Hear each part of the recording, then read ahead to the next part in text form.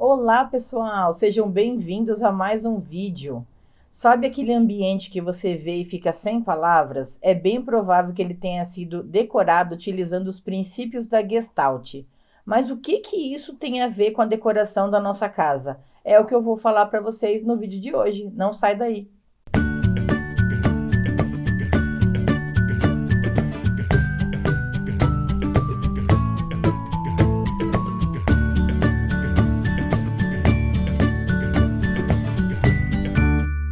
A Gestalt, pessoal, é uma teoria que estuda a percepção e a sensação no processo psicológico diante de um estímulo e como que ele é percebido por nós.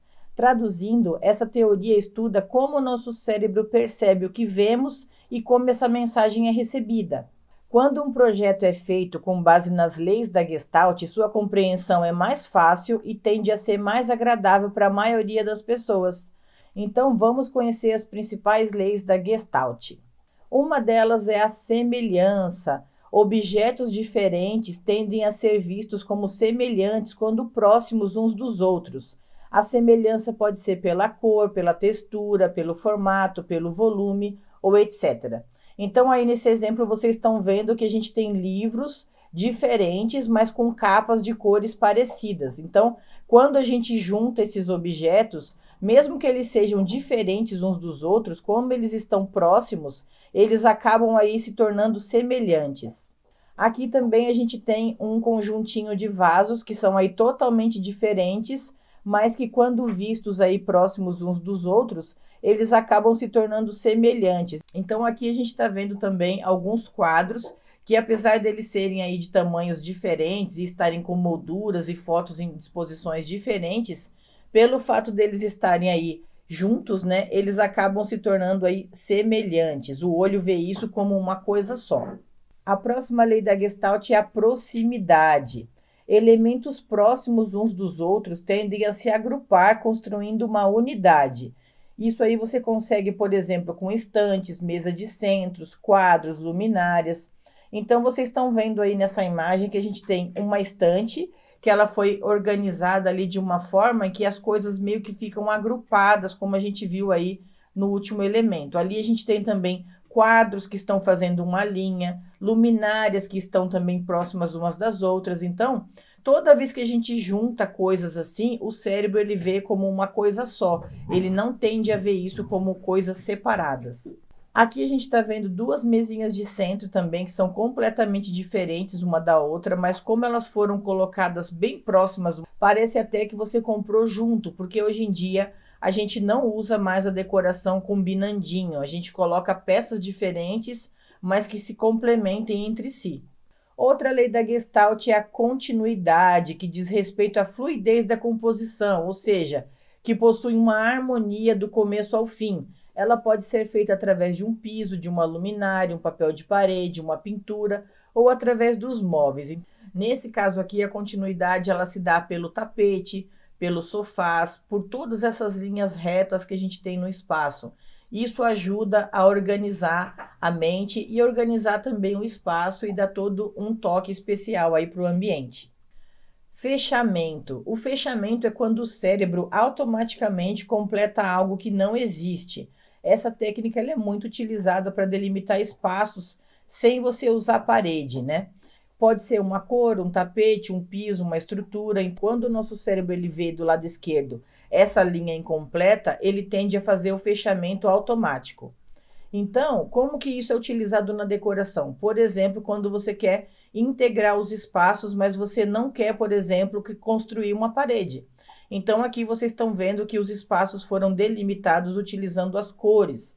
Então, do lado direito lá a gente tem a sala de estar, do lado de cá a gente tem aí tipo uma mesinha, sala de jantar, né, uma área aí para fazer as refeições, e do lado esquerdo a gente tem a cozinha. Como vocês podem ver, foram utilizadas várias cores para delimitar os espaços, então não necessariamente você precisa construir paredes na sua casa. Então você pode fazer esse fechamento com cores e quando a pessoa bater o olho nesse ambiente, o cérebro ele meio que vai dividir esses espaços.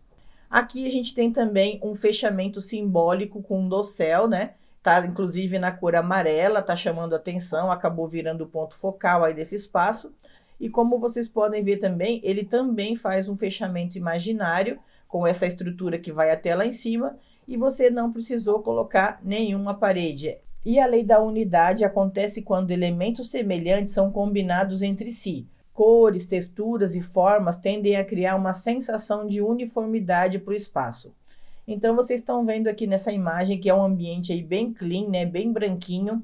Na verdade, a decoração utilizada para esse espaço foi branco e preto, só que você consegue ver que existem aí várias texturas, existe listra, existe padrão geométrico. Então, você consegue ver que foram utilizados aí uma unidade de cor, branco e preto, só que com texturas diferentes, e quando a gente junta isso daí tudo no pacote, vocês conseguem ver que dá uma unidade para o espaço. Agora a gente vai falar de uma das leis mais importantes da Gestalt, que é a pregnância. A pregnância é um termo alemão da psicologia que se refere à organização, precisão e completo, ou seja, é a percepção do indivíduo com relação a algo. Segundo a lei da pregnância, o nosso cérebro primeiro visualiza o todo e só depois a gente começa a prestar atenção nos detalhes. Toda vez que a gente vê um ambiente, a gente vai dar uma analisada nele como um todo, depois a gente vai começar a reparar na almofada, na vela, na luz, em todos os outros detalhes. Então, o nosso cérebro ele tende sempre a observar primeiro o todo para depois observar os detalhes. A pregnância ela pode ser alta, média ou baixa. Então, aqui a gente está vendo os 3 exemplos de pregnância: a alta pregnância, a média pregnância e a baixa pregnância. Na alta pregnância, a organização visual interfere diretamente na rapidez e na facilidade em compreender o que é visto. Então, vocês estão vendo aí que na alta pregnância, a leitura do texto é facilmente aí compreendida. Na média pregnância, vocês já conseguem ver que a leitura do texto já se torna um pouco mais difícil, né? Então, é o mesmo texto, só que ele tem uma dificuldade um pouquinho maior de compreensão. E na baixa pregnância é muito mais difícil de você compreender o que está escrito. Agora, passando para o mundo da decoração, vamos ver exemplos de decorações com alta pregnância. Quando a gente olha para esse espaço aqui, a gente consegue ver que ele tem aí combinação de texturas, de cores, os elementos estão bem posicionados.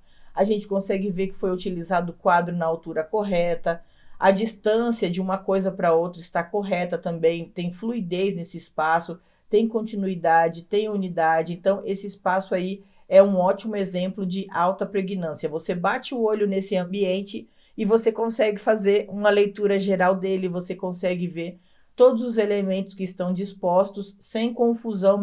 Aqui a gente está vendo um quarto que também possui uma alta pregnância. Quando a gente bate o olho nesse espaço, a gente consegue ver a unidade, as texturas, a organização, a gente consegue ver linhas, a gente consegue ver formas, mas tudo está organizado, tudo está dentro de um padrão. Foi usada a combinação de cores, de elementos, de texturas. Aqui a gente está vendo também uma cozinha aí com alta pregnância. A gente consegue ver a organização, a uniformidade. A gente consegue ver que foi utilizado aí agrupamento de objetos semelhantes. Então, isso tudo traz uma unidade e traz um conforto visual quando a gente olha um ambiente com alta pregnância. Agora nós vamos ver ambientes com baixa pregnância, ou seja, que a gente tem dificuldade para compreender as partes, para fazer uma leitura. Pode ser porque ele tem muitas cores, muitas texturas, muitos objetos que dificultam a nossa percepção.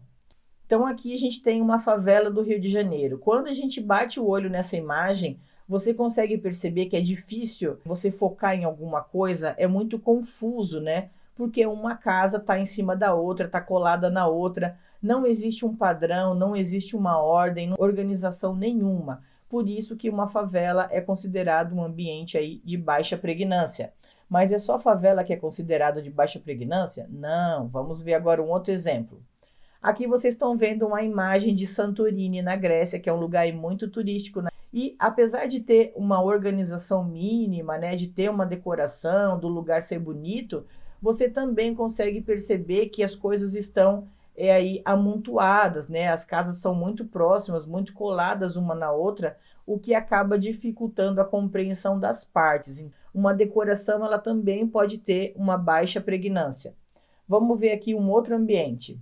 Essa daqui é a sala da apresentadora Astrid Fontinelli. Como vocês podem ver aí, né, é um ambiente muito difícil de compreender. Quando você olha para essa imagem, você não sabe para onde que você olha, porque tem uma mistura muito grande de cores, de texturas, de objetos. É difícil você bater o olho e você encontrar as coisas assim, né? É muito poluído. Então, toda vez que você tem um ambiente muito poluído, ou muito cheio de cores, muito cheio de texturas, ele acaba se tornando um ambiente aí com baixa pregnância. Aqui a gente tem um projeto do arquiteto Sig Bergamin, que é bem famoso, bem conhecido, e você também consegue ver que apesar da sofisticação do projeto, ele é um projeto de baixa pregnância.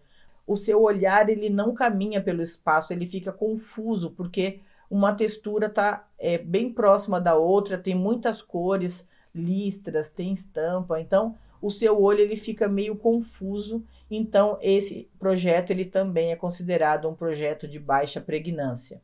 Quer dizer então que somente a alta pregnância está correta? Não. O projeto de baixa pregnância ele pode agradar um público específico, como vocês viram aí. Poderíamos dizer até que quase chega a ser um estilo de decoração, com exceção das favelas, né? Que não tem essa intenção de decorar nada. As pessoas vão simplesmente construindo ali uma por cima da outra e aí vai ficando do jeito que está mesmo. Mas existem aí cidades no Brasil em que as casinhas, apesar de ser pintadas uma do lado da outra, eles fazem uma decoração, decoram a rua, muito agradáveis e acabam se tornando cidades até turísticas por causa da decoração. Inclusive em Natal tem uma rua dessa. Boa parte das pessoas vão achar as decorações com alta pregnância muito mais bonitas e agradáveis, porque elas possuem simplicidade na organização, padronização, simetria, equilíbrio e harmonia. Com base nessas informações, agora você tem fundamentos para decidir como quer a sua decoração e que primeira impressão você quer causar aí nas suas visitas. Esse assunto também está relacionado com outros vídeos aqui do canal, como por exemplo, os 5 sentidos na decoração, como fazer uma decoração profissional e o bonito e o feio na decoração, que vai sair no vídeo de amanhã. Então, me conta aqui embaixo se você se identificou mais com a decoração com alta pregnância ou se você é daquelas pessoas que gosta mais de uma decoração com baixa pregnância. Então, esse foi o nosso vídeo de hoje, pessoal. Se inscreve aqui no canal se você ainda não for inscrito. Tem vídeo saindo aqui de segunda a sexta-feira. Dá um like se você gostou desse vídeo. Por hoje era isso que eu tinha para falar para vocês. Eu vejo vocês no vídeo de amanhã. Até mais!